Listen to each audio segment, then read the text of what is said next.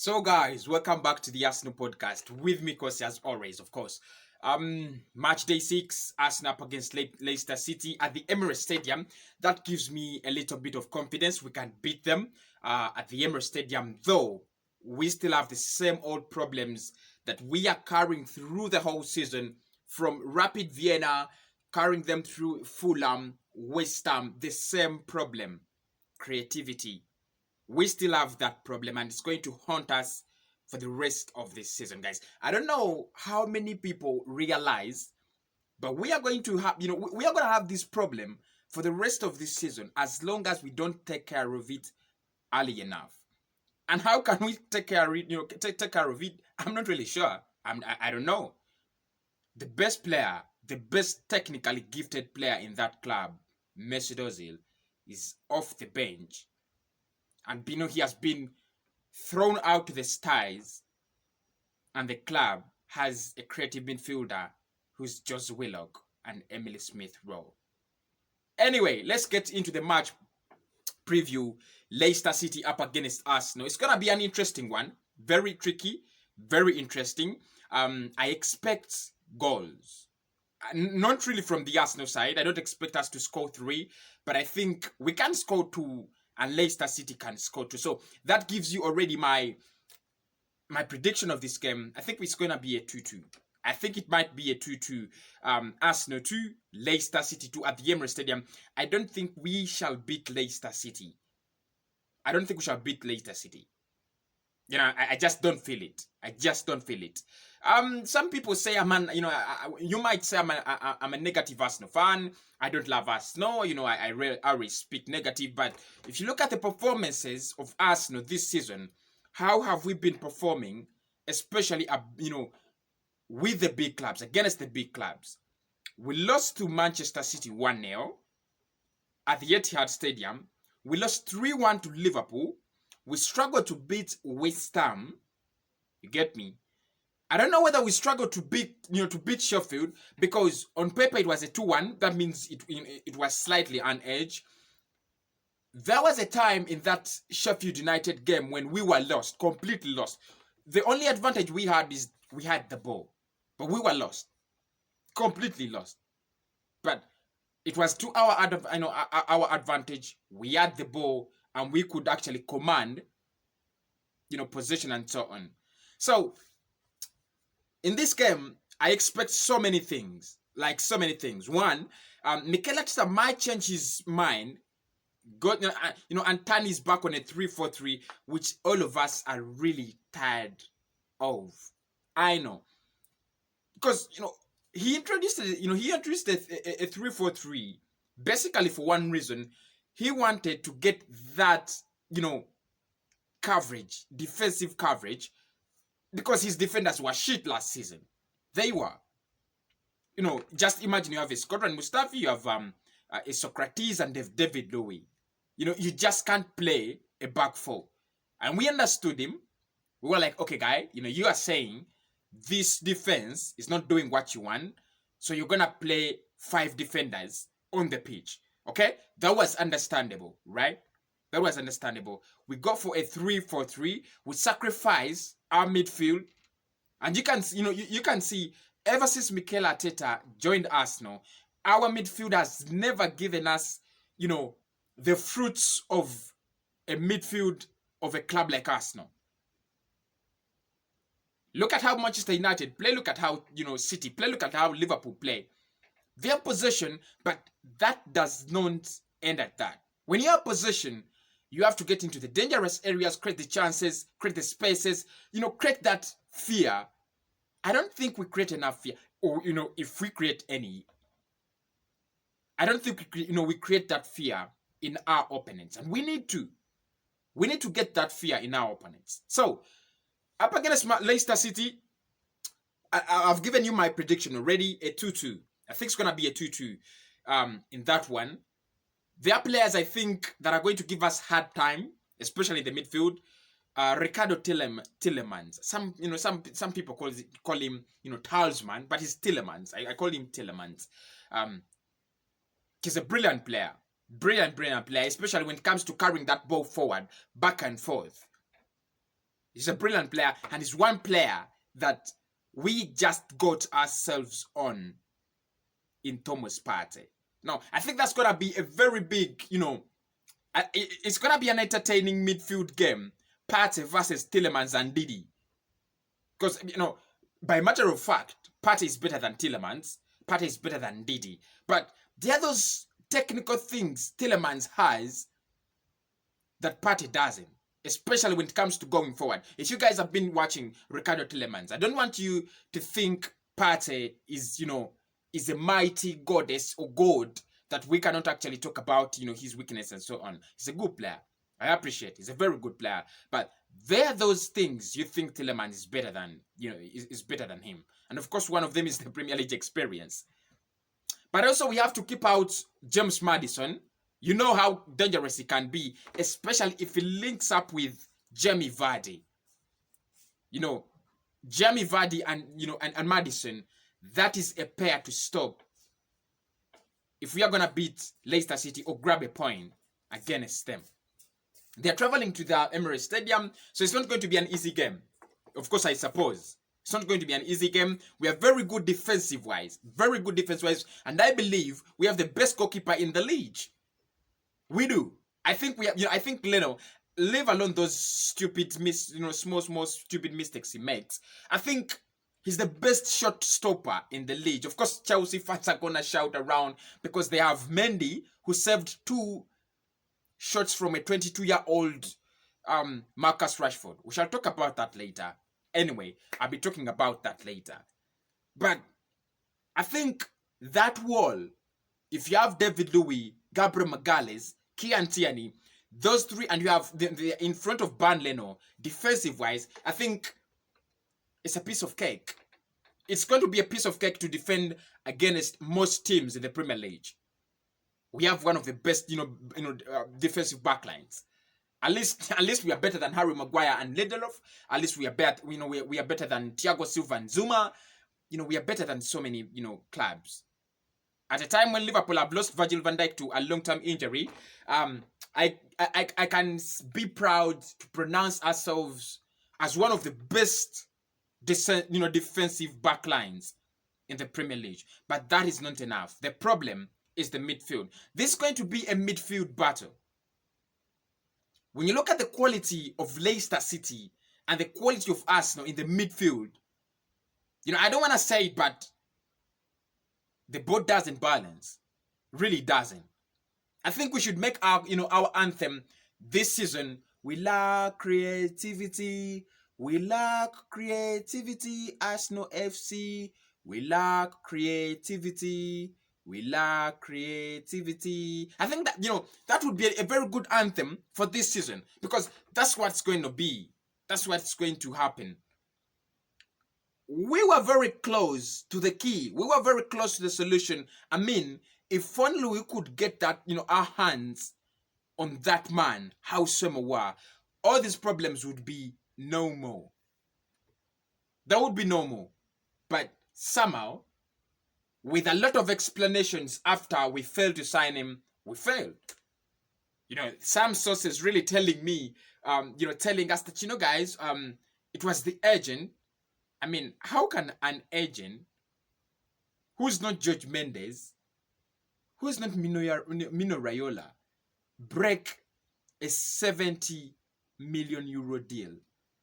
Prevent it from happening. And you tell people that we were serious.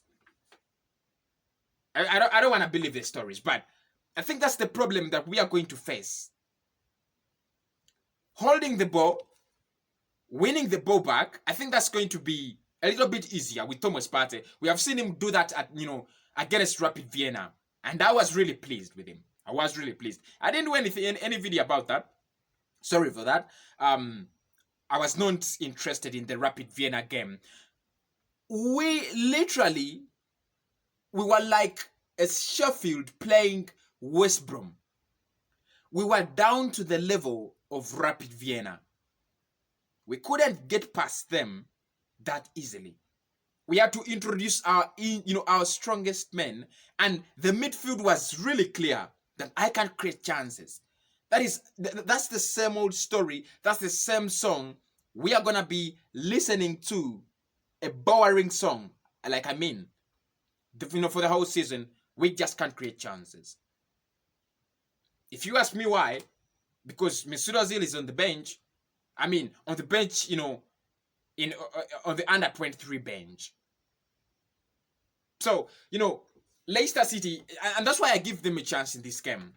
If we could get, if we had that midfielder that creates chances, unlocks defenses, I wouldn't give Leicester City a chance at Arsenal. Because I know defensively, they're going to attack us, I understand, and I give them respect for that, but they're not going to cause, much damage to us. Defensively, we are okay. The most number of goals we have conceded this season were 3 against Liverpool, when Mikel Arteta thought that David Luiz and Rob Holding was the best defensive partnership he had for the Premier League. I mean, that is what he thought. But with Gabriel, I think you guys, you can see how Gabriel Magalhaes has really, transformed the backline of Arsenal very, very strongly. So I don't expect Vade or Tillemans or Inaicho or anyone, or Barnes, to just get those free chances and, open chances to ban Leno. But after defending the ball, like, you will concede at least one against Leicester City. They have the quality. At least, it's one of the clubs you think Arsenal matches in quality with Leicester City. I'm not being abusive. I'm not being offensive to my club, but it's the truth. Their goalkeeper, Kasper Schmeichel, of course, I wouldn't compare him to Leno, but the difference is not so big. They're not miles and miles apart. If you look at their defensive, their backline, Pereira is the best, he's better than any right back at Arsenal. So Yunchu, better than any central, center back at Arsenal. So I still have this thought that Leicester City are going to give us big hard time this weekend. 2-2 is my prediction. But the battle in the midfield, how do you win that? That is what's going to decide the game. How do you win that? Aubameyang, Lacazette, all the, Pepe, all these players need spaces. They need chances. They need someone to unleash them. They need someone to start the ball for them. They need someone to start the move. And nobody starts the moves in Arsenal. No one. Partey is not going to do that, certainly. If he's going to do it in one game, he's not going to do it throughout. There is that kind of player that does such quality passes. There is that kind of player that makes those, initiates those moves. The Thiago Alcantara type.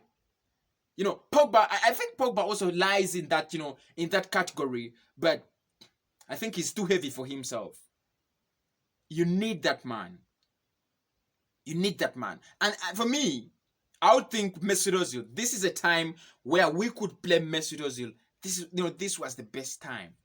I mean, just think you have Thomas Partey, Granit Xhaka behind a player like Mesut Ozil. He's very confident that when he loses the ball, they are two giant, good-for-nothing players waiting to pick it up and give it back to him. He was going to do wonders. And Mikel Arteta, with all his, might, he says, I left him out of the squad because I thought it was, the best football decision. Who says that? And I'm really, for the first time, I'm really glad with Arsenal fans, you guys don't think like Mikel Arteta. Because, it wasn't true. So, guys, I think that midfield, if they have Maddison, they have Tillemans, they have Wilfred Ndidi, it's going to be a very hard game for us to break. Very hard. Because the quality of Wilfred Ndidi, is already past the quality of Granit Xhaka. Now, the rhythm, the temper, the speed at which they play already beats Dani Ceballos. He ain't that speedy, you know that. Not so. So, what are we left with in the game? What are we left with? You ask yourself, what is that special 1-2-3 thing that you are left with as Arsenal that can decide the game. The defense and Pierre-Emerick Aubameyang. Now, Aubameyang has always been an X factor in our games. You guys know that. It's true. He always, he has always made the difference. He has always come, stood up to the occasion and is like, okay, I'm going to grab a brace and we are going to beat Chelsea like this in the final of the FA Cup. I'm going to get a hat-trick. I'm going to get a brace against Manchester City. But you cannot manage to play on one player. You cannot build your play on one player. You just can't. It's crazy, right? It is. I mean, why would you in the first place? In the first instance, why would you? We have so many quality players in that team. We have a manager that we think is going to be one of the greatest managers in the world of football. But he doesn't have a plan B. His plan is get this ball, flip it over, to Aubameyang, let him do his thing. But Aubameyang isn't doing his thing. So that means we must have a plan B, which we do not have at the moment. I've watched Arsenal this season, and I'm like, apart from passing this, flat ball that doesn't get us anywhere, what are we trying to do? And my answer is, I think we are not trying to do anything. So I think, guys, in this game, it's going to be a 2-2. Arsenal might get 3 chances, score 2 if Aubameyang, gets on target. But I still think Leicester City might surprise us, might shock us. Of course, we have already seen enough shockers. West Ham, they said, I don't think we should lose to City. And they did it. Brilliant football. And Manchester City are becoming this old lady that everybody, is becoming pitiful of. But anyway, those are my thoughts on this game. You can give me your thoughts on the game in the comment box. You can also give me a prediction. I'll be coming with a predicted lineup. The lineup I think should beat Leicester City. Not the 3-4-3. That formation doesn't work. Why don't we try a 4-2-3-1? Something like that. But our manager is quite very rigid. Anyway, match preview done. Wait for the predicted lineups and, of course, the watch along. Finally, I paid for my Showmax package. I can now watch all the games and, do the watch alongs. So always feel free to drop in your comments and drop by whenever we have a game. And then, we can watch it together. It makes sense, does it? It makes sense.